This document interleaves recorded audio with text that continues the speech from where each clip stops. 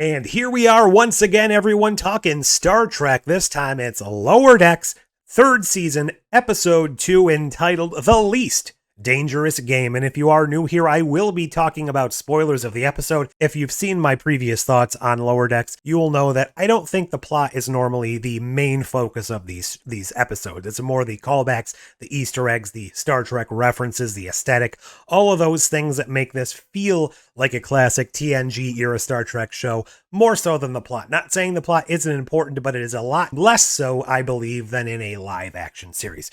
And if you recall my thoughts on the first episode of this season, I thought it was great. I really liked the first episode. This, to me, is a big step back. Not saying it's a bad episode, but it kind of reminded me of those early days of season 1 where it didn't really have the footing that it would kind of climb into, and this just felt like a throwback to early season 1, and that isn't necessarily my jam. Let's get into the plot of this episode here. We start off with a reprisal of J.G. Hertzler playing Martok. This is a recorded version of Martok doing a faux Dungeons and Dragons type game, Batleths and Binocs, and it's interesting. It's being voiced by him, but it's a computer amalgamated program made by the Ferengi to approximate Martok. I don't think he actually voiced the real in-universe version of Martok voiced it. But if you follow along with my theory on how Lower Decks fits into the Star Trek universe, it's a TV show within the Star Trek universe. So the real Martok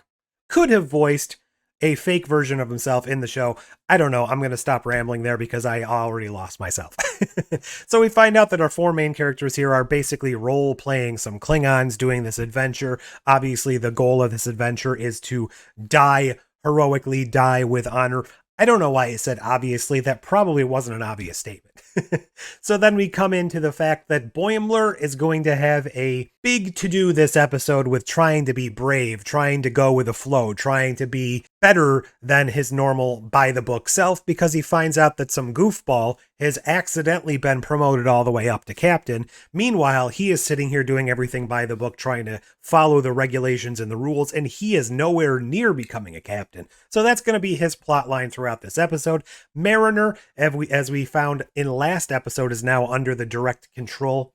Probably control is a bad word. The direct supervision of Ransom, so she is going to have to try and prove herself to him that she belongs in Starfleet and can follow the rules and do what is said. They're going down to the planet below, which has a malfunctioning orbital tether, a space elevator, or whatever you want to call it. The joke throughout the episode is we can't call it an elevator. Not sure if that's a reference to the Voyager episode where they actually encountered one of these before.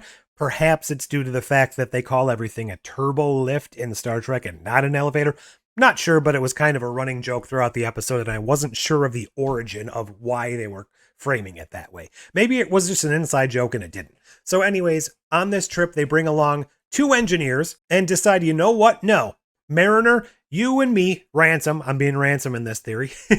You and me, we're going to repair the station. You guys, you engineer types, you're going to go down to the planet and you're going to actually do the smooth talking, the liaising with the aliens. And this alien culture is kind of a throwback to kind of a cross between some of the ones we saw in the original classic Star Trek, like the Apple or something like that, as well as the episode of TNG where Wesley Crusher almost gets put to death for tripping.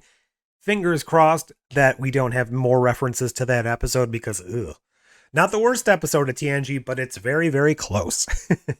So now we have something, I don't know why, I just want to call this out. Why do they need towels when they use sonic showers?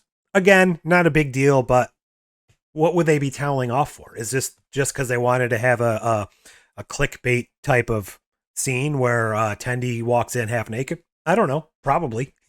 And now we cut over to Boimler's kind of yes day situation where now that he's saying yes to everything, he ends up playing spring ball with Shax. And after that, he ends up joining the Bajoran choir, which does all dirges. Nice sad songs.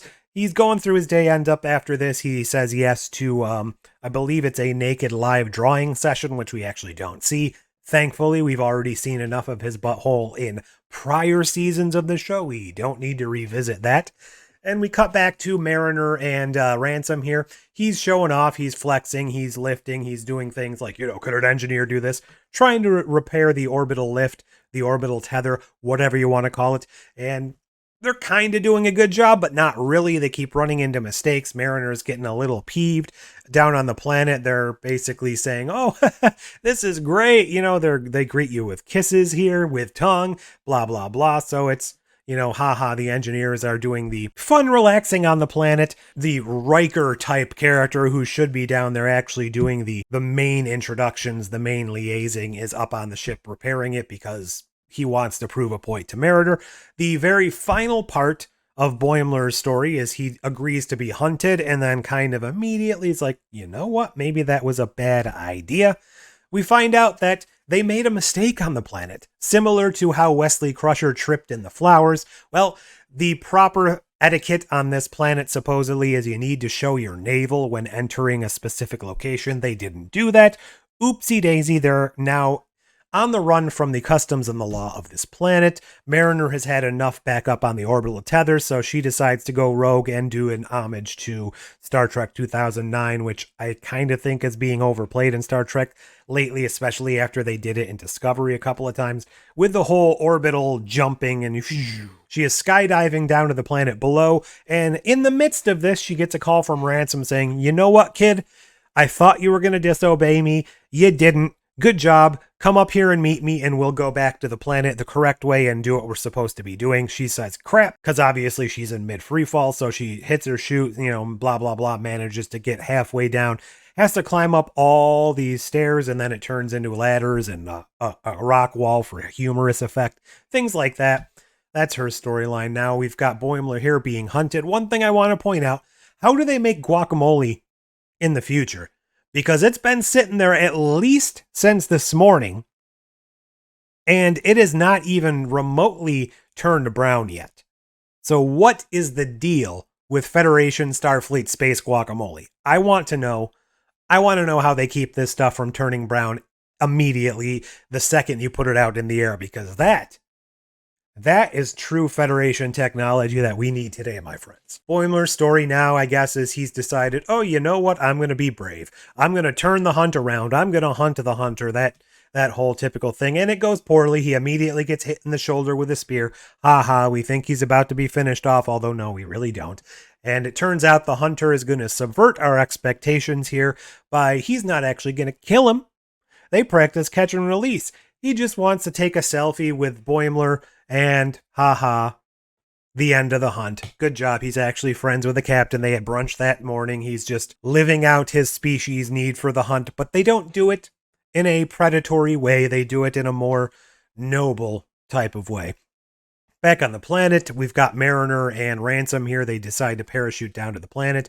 And this is the volcano. So this culture is run by a mix of a volcano, an ancient computer, and a psychic baby. So they're just calling back to the weird leadership we've had in some of the classic Star Trek episodes. And of course, this is a wellness-based society, a wellness-based culture. So who better to show off than Ransom with his glorious physique? He's able to get the crew out of danger, talk to them the right way, and that is basically it for the episode. We have one couple scenes after that where they go back and play some more of the Dungeons and Dragons game, and then it comes up that, oh, you know what? You need to buy the expansion pack. So that's the episode. That's the storyline. I should say there was really no carryover from the last episode, except for the fact that Mariner is now under the direct command or the direct supervision of Ransom. There was no fallout from the whole ship being stolen from space dock. There was no fallout from Captain Freeman just being freed from jail, her trial, any of that stuff. And I understand they're going back to the episodic format. This isn't a exclusively plot-driven serialized story, but it would have been nice after waiting an entire however long it was from the season 2 finale, with that cliffhanger of Captain Freeman being arrested, to spend a little more time on the ramifications of that instead of immediately solving it and getting back to the status quo. Overall, a lot of this episode just fell flat for me. The hunt and the D&D stuff just felt incredibly overplayed and things like I've seen a million times before.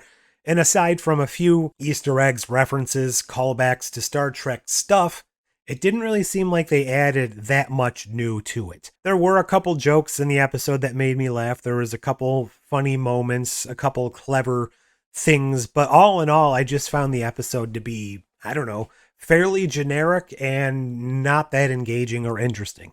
I don't think it was terrible. I don't think it was a pile of crap that you should just throw out and it's not worth it, but it definitely felt a hell of a lot more like early season 1 where they were still trying to find their way than what we've come to see from season 2 and the pilot of season 3. And maybe it was a holdover from those early things and they were just kind of putting the story elements in there that they already had written. I hope we get back on track with what I know Lower Decks can and has become, because this was just a step in the wrong direction, in my opinion. I have seen a lot of people that really did enjoy this episode, so maybe I'm just too jaded to get it, and maybe it just didn't resonate with me the way they hoped. I do still think this is a worthwhile show. It's not a dumpster fire as of yet. You know, hopefully we can go forward and have some great episodes. I did see the news that they have finally come out with the crossover being a live action version of Boimler and Mariner on Star Trek Strange New Worlds. I've got some thoughts in my head as far as how that's going to work.